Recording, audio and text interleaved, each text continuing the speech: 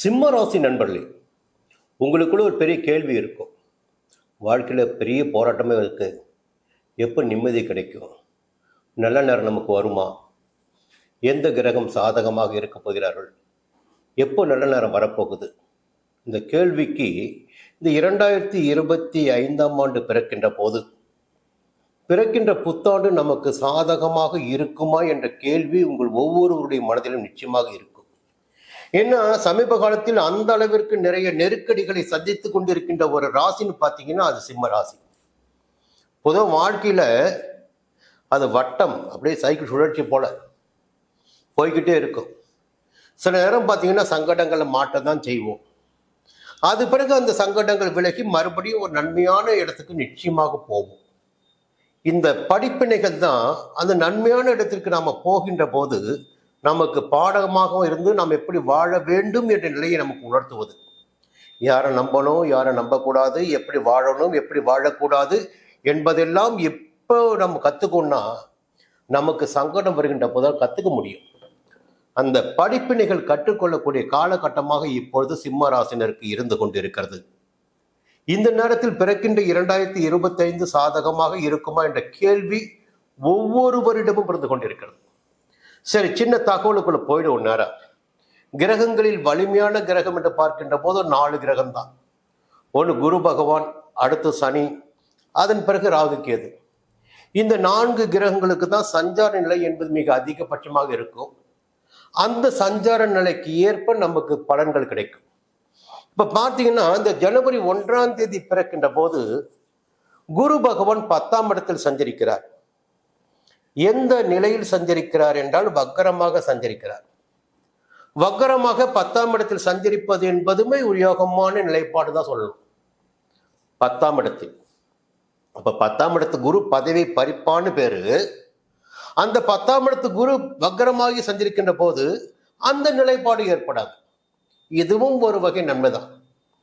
இன்னொரு பக்கம் பார்த்தீங்கன்னா பிப்ரவரி மாதம் 11ஆம் தேதி அதே 10ஆம் இடத்தில் வக்ர நிவர்த்தியாகி சஞ்சரிக்க போகிறார் குரு பகவான். வக்ர நிவர்த்தியாகி குரு பகவான் சஞ்சரிக்கின்ற போது நாம எப்படி இருக்கணும்? அரசியல்வாதியாக இருந்தால் பதவியை காப்பாற்றிக் கொள்வதற்கு அத்தனை வேலைகளையும் செய்தாக வேண்டும். இங்க சின்ன சின்ன சங்கடங்கள் ஏற்படுவதற்கு வாய்ப்புகள் இருக்கும். உத்தியோகத்தில் இருந்தால் பதவியில் நாம் இருக்கின்ற பணியில் மிகுந்த கவனமாக இருக்க வேண்டும். எப்படா நம்ம தப்பு பண்ணுவோன்னு மற்றவங்க பார்த்துக்கிட்டே இருப்பாங்க. அப்ப கவனமா இருக்கணும். தொழிலில் வியாபாரம் செய்து கொண்டிருந்தால் அதில் நாம் கவனமாக செயல்பட வேண்டும். இவையெல்லாம் 10ஆம் இடத்து குருவினால் நமக்கு கிடைத்திடக்கூடிய பலன்களாக இருக்கும். இப்போ ஒரு விஷயத்தை தெரிந்து கொள்வது என்பது மிக அவசியம். நம்ம இதனால தான் இது நடக்குது தெரிஞ்சுக்கிட்டாவே அங்க நம்ம எச்சரிக்கையா இருப்போம். ஒரு பள்ளத்துல போய் விழுவதற்கு முன்னதாக பள்ளம் அங்கே இருக்கிறது என்பதை தெரிந்து கொண்டாலே நம்ம எச்சரிக்கையா இருப்போம். இல்லை, அது போலதான் இது. சரி, அதற்கு பிறகு என்ன ஆகுதுன்னா 10ஆம் இடத்துல சஞ்சரிக்கிறாரு. பார்வைன்னு இருக்கு பாருங்க. பொதுவாக குரு பகவான் எந்த இடத்தை பார்க்கிறாரோ அந்த இடத்தை சுபிட்சமாக வைத்திருப்பார் என்பது பொதுவான விதிங்க. அப்போ 10ஆம் இடத்தில் சஞ்சரிக்கின்ற குரு பகவான் பார்க்கின்ற இடம் முதல் 5ஆம் பார்வையாக உங்கள் ராசிக்கு 2ஆம் இடத்தை பார்க்கின்ற போது அதுதான் தனஸ்தானம், குடும்பஸ்தானம், வாக்குஸ்தானம். இப்ப குடும்பம் மீண்டும் ஒரு நிம்மதியான நிலைக்கு வரும். வரவு செலவில் இருந்த தடைகள் விலக ஆரம்பிக்கும். வருமானம் வரத் தொடங்கும். கொடுத்த வாக்கை காப்பாற்ற முடியும். இவையெல்லாம் ஒரு மனிதனுக்கு இருந்து விட்டாலே வாழ்க்கையை வளமாகிவிடும் என்பது ஒரு பக்கம். அடுத்த பார்வை 4ஆம் இடமான சுகஸ்தானத்திற்கு. அப்போ தாய் வழி உறவினர்களின் ஆதாயம், மாணவர்களாக இருந்தால் கல்வியில் கொஞ்சம் அதிகபட்சமான நாட்டம், ஒரு புதிய இடம் வாங்கி கட்டுவது, புதிய வீட்டிற்கு குடி போவது போன்ற விஷயம் நடைபெறுவது எல்லாம் நடைபெறுவதற்கு வாய்ப்புகள் இருக்கிறது. அடுத்து 6ஆம் இடத்திற்கு குரு பகவானின் பார்வை.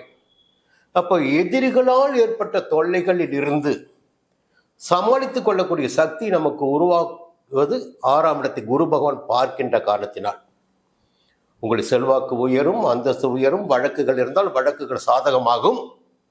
உடல்நிலையில் முன்னேற்றம் ஏற்படும். இவற்றை எல்லாம் 6ஆம் இடத்தை குரு பகவான் பார்க்கின்ற காரணத்தினால் உங்களுக்கு பிப்ரவரி மாதம் 11ஆம் தேதி முதல் மே மாதம் 9ஆம் தேதி வரை குரு பகவான் வழங்குகின்ற பலன்களாக இருக்கும். அதன் பிறகு பார்த்தீங்கன்னா ஒரு அற்புதமான யோகமான காலங்க உங்களுக்கு. எப்பன்னு கேட்குறீங்களா? மே மாதம் 10ஆம் தேதி நடைபெற இருக்கின்ற குரு பெயர்ச்சி உங்கள் ராசிக்கு 11ஆம் இடமான லாபஸ்தானத்தில் சஞ்சரிக்க போகிறார் குரு பகவான். சஞ்சரிக்கின்ற இடத்திற்கே யோக பலன்கள் ஏற்பட போகிறது. அப்ப தொழிலாகட்டும், வியாபாரமாகட்டும், எந்த விதமான தனியார் நிறுவனத்தில் பணியாற்றுவதாக இருக்கட்டும், லாபம் அதிகரித்திடக்கூடிய நிலை உங்களுக்கு ஏற்படும். வருமானம் அதிகரித்திடக்கூடிய நிலை ஏற்படும். ஒரு வசதி வாய்ப்புகள் எல்லாம் கூடுதலாகவே இருக்கும். அது 11ஆம் இடத்தில் குரு பகவான் சஞ்சரிக்கின்ற காரணத்தினால். அங்கிருந்து ஒரு பார்க்கின்ற இடம்னு பார்த்தீங்கன்னா ஒரு 3ஆம் இடம் முதன்மையாக. அப்ப இயல்பாகவே தைரியம், தன்னம்பிக்கை, துணிச்சல் எல்லாம் வர ஆரம்பிக்கும். 3ஆம் இடத்தை பார்க்கின்ற போது சகோதரர்களால் ஆதரவு, ஒரு தைரியம், தன்னம்பிக்கை, துணிச்சல் எல்லாமே கிடைத்திடக்கூடிய நிலையும் ஏற்படும். 5ஆம் இடத்தை பார்க்கிறார். அப்ப என்ன ஆகும்? குடும்பத்தில் ஒற்றுமை இருக்கும். குடும்பத்தில் இருந்த சங்கடங்கள் விலக ஆரம்பிக்கும். பூர்வீக சொத்தில் ஏற்பட்ட பிரச்சனைகளிலிருந்து விமோசனம் கிடைக்கும். இது 5ஆம் இடத்தை குரு பகவான் பார்க்கின்ற காலத்தினால். குழந்தை பாக்கியம் இல்லாதவர்களுக்கு குழந்தை பாக்கியம் ஏற்படும். குழந்தைகளுடைய நலனில் கவனமாக இருந்தவர்களுக்கு இப்போ அந்த சங்கடங்கள் ஏற்படாது. குழந்தைகள் நன்றாகவே இருப்பார்கள். இன்னொரு நிலைப்பாடு பார்க்கின்ற போது 7ஆம் இடத்தை குரு பகவான் பார்க்கிறார். எப்போ? மே மாதம் 10ஆம் தேதி தொடங்கி. அப்ப 7ஆம் இடத்தை குரு பகவான் பார்க்கின்ற போது நட்புகளால் ஆதாயம் என்பது ஒரு பக்கம், திருமண வயது வந்தும் திருமணம் நடக்கவில்லையே என்ற ஏக்கத்தோடு இருக்கின்ற ஆண்களுக்கும் பெண்களுக்கும் வரன்கள் அமைகின்ற நிலையும் மறுபக்கம். இப்ப திருமணத்திற்குரிய காலகட்டமாக சிம்ம ராசினருக்கு மே மாதம் 10ஆம் தேதிக்கு பிறகு இருக்க போகிறது. அதன் பிறகு பார்த்தீங்கன்னா அதிசாரமாக கடகராசி போறார். உங்க ராசிக்கு 12ஆம் இடம். எப்பன்னா அக்டோபர் மாதம் 8ஆம் தேதி போயிட்டு உடனே வக்ரம் ஆயிடுறார். அப்ப பாதிப்புகள் கிடையாது. புரியுதுங்களா? பொதுவாக இந்த 2025 மே மாதத்திற்கு பிறகு குரு பகவான் உங்களுக்கு யோக பலன்களை வழங்கிட இருக்கிறார். திருமண தடைகளை உடைத்து திருமண வயதினுக்கு திருமணங்களை நடத்தி வைத்திட இருக்கிறார். குழந்தை பாக்கியத்திற்காக காத்திருந்தவர்களுக்கு பாக்கியத்தை உண்டாக்கிட இருக்கிறார். அப்ப எல்லாமே நல்லதான் நடக்க போகுது. இது ஒரு பக்கம். அடுத்து சனி. ஏன்னா ரொம்ப பயப்படுறதே சனீஸ்வரனை பார்த்து தான். அவர் என்ன பண்ணுவார், என்ன பண்ண போறாரு 2025. இப்ப நம்முடைய கணக்கீட்டின்படி திருநள்ளாறில் கூறப்பட்டிருக்கின்ற சனி பெயர்ச்சியின் கணக்கீட்டின்படி 2025ஆம் ஆண்டு முழுவதும் கும்பராசியில் சஞ்சரிப்பார் சனி பகவான். கும்பராசி என்பது சிம்மராசிக்கு 7ஆம் இடம். சப்தமஸ்தானத்தில் சஞ்சரிக்கிறார். அந்த சப்தமஸ்தானத்தில் சஞ்சரிக்கின்ற போது அவருடைய 7ஆம் பார்வை ஒரு ராசிக்கு வரும். அப்போ சனி பகவானின் பார்வை கொடியதுன்னு சொல்லுவாங்க. சனி பகவான் பார்வை நேர ராசிக்கு வரப்போகுது. உடல் ரீதியாக மன ரீதியாக ஏதேனும் சங்கடங்கள் கொடுப்பதற்கு வாய்ப்புகள் உண்டு. அப்போ உடல் ரீதியாக முதல் கவனமா நீங்க இருக்கணும். இருந்தாலும் சின்ன ஒரு விதிவிலக்குன்னு பார்த்தீங்கன்னா, அந்த 2025 5 மாதங்கள், குறிப்பாக 5 மாதங்கள் அவர் வழங்கி வருகின்ற பாதகமான பலன்களிலிருந்து நமக்கு மாற்றம் ஏற்படும். அந்த 5 மாதங்களும் நமக்கு நன்மையாக இருக்கும். அந்த காலகட்டம் எது என்று பார்க்கின்ற போது பிப்ரவரி மாதம் 27ஆம் தேதி தொடங்கி மார்ச் மாதம் 29ஆம் தேதி வரை அஸ்தமனமாகிறார் சனி பகவான். அப்ப அவர் வழங்கி வருகின்ற பாதகமான பலன்களை உங்களுக்கு வழங்க முடியாது. ஜூலை மாதம் 23ஆம் தேதி தொடங்கி நவம்பர் மாதம் 18ஆம் தேதி வரை வக்ரமாகிற சனி பகவான். அந்த 4 மாதமும் உங்களுக்கு எந்த விதமான நெருக்கடியும் ஏற்படாது. குறிச்சு வச்சுக்கிங்க. இல்லை சந்தேகம் இருந்தால் எனக்கு பேசுங்க, நான் பதில் சொல்றேன் உங்களுக்கு. நான் குறிப்பாக நாட்கள் குறிப்பாக பதில் சொல்றேன் உங்களுக்கு. புரியுங்களா? இது ஜாதகம். இதற்கு மேல ஒரு சின்ன விஷயம், ரொம்ப அதிகபட்சமான நெருக்கடி உடல் ரீதியாக மன ரீதியாக இப்போ ராகு 8ஆம் இடத்தில் சஞ்சரித்துக் கொண்டிருக்கின்ற காரணத்தினால் இனம் புரியாத நோய் நொடி பிரச்சனைகள் என்று ஏதேனும் ஒன்று சிம்ம ராசினரை ஆட்டி படைத்துக் கொண்டிருக்கிறது. அதே நேரத்தில் 2ஆம் இடத்தில் கேது வேறு. அந்த 2ஆம் இடத்தை எப்படி தப்பிக்கன்னா, குரு பகவான் பார்க்கிறார் 2ஆம் இடத்தை. அதனால குடும்பத்தை காப்பாற்றி வச்சிருக்கிறார் குரு பகவான் கூட. இல்லை என்றால் கேது பகவான் ஒரு சுட்டு போட்டிருப்பார். புரியுதுங்களா? இப்ப 8ஆம் இடத்தில் இருக்கின்ற ராகு மே மாதம் 27ஆம் தேதி 7ஆம் இடத்திற்கு வருகிறார். அப்ப சனியுடைய காரகத்துவம் என்னவோ அதுதான் ராகுடைய காரகத்துவம். சனி என்ன பலனை கொடுப்பாரோ அதுதான் ராகு கொடுப்பார். அப்போ அந்த இடத்தினுடைய பாதிப்புகள் 8ஆம் இடத்தின் பாதிப்புகள் குறைய ஆரம்பிக்கும். ஏன்னா சனி 7 தான் இருக்காரு, ராகு 7க்கு தான் வராரு, கேது ஜென்மத்துக்கு வரப்போறாரு. பொதுவாக கேது ஜென்மத்துக்கு வருகின்ற போது குடும்பத்தில் குழப்பங்கள், நிம்மதியற்ற நிலை ஏற்பட்டு இப்படி சொன்னாலும் சனி பகவானின் பார்வையும் அங்கே இருக்கு. புரியுதுங்களா? நீயா நானான போட்டி இருக்கும்.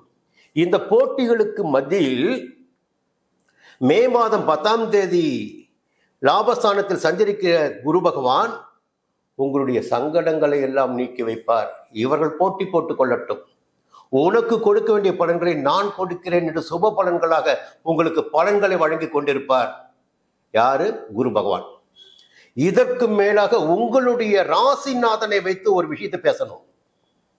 அதிகபட்சமான விஷயத்தை உங்க ராசிநாதன் செய்வார் சூரிய பகவான். சூரிய பகவான் ஒரு மாதத்தில், ஒரு ஆண்டில் 4 மாதங்கள் உங்கள் ராசிக்கு 3ஆம் இடத்திலும் 6ஆம் இடத்திலும் 10ஆம் இடத்திலும் 11ஆம் இடத்திலும் சஞ்சரிக்கின்ற போது யோக பலன்களை அள்ளி வழங்குவார். அப்போ சனியினால் ஏற்படுகின்ற கெடுபலன்களும் உங்களை எதுவும் செய்யாது, ராகு கேதுவால் ஏற்படுகின்ற கெடுபலன்களும் உங்களை எதுவும் செய்யாது. குரு பகவான் ஒரு பக்கம் பாதுகாப்பார், மறுபக்கம் சூரிய பகவான் உங்களை பாதுகாப்பார். உங்களுடைய வாழ்க்கை நகர்ந்து கொண்டே இருக்கும். இப்பொழுது இருக்கின்ற நிலையை விட முன்னேற்றமான நிலையை நீங்கள் அடையக்கூடிய நிலையாகத்தான் 2025ஆம் ஆண்டு சிம்ம ராசினருக்கு இருக்கும். பொதுவாக சங்கடங்கள் வருகின்ற போது குலதெய்வத்தை வழிபடுவது, இஷ்ட தெய்வத்தை வழிபடுவது அது நிவாரணமாக இருக்கும். அப்போ வழிபாடு, இஷ்ட தெய்வ வழிபாடு, குலதெய்வ வழிபாடு உங்களை பாதுகாக்கும். மீண்டும் அடுத்த பதிவு சந்திக்கிறேன். நன்றி, வணக்கம்.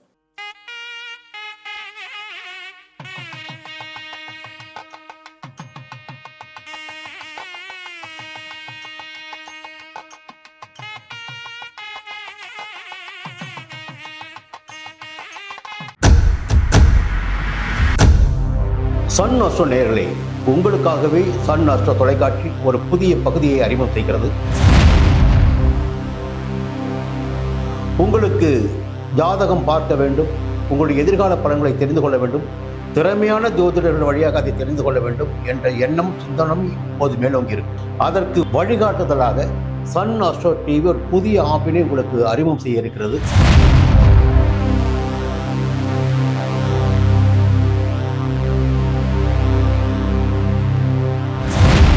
நேரடியாக நீங்கள் தொடர்பு கொண்டு உங்களுடைய சந்தேகங்களை கேட்கலாம், ஜாதக பலன்களை அறியலாம், எதிர்காலத்தை துல்லியமாக தெரிந்து கொள்ளலாம்.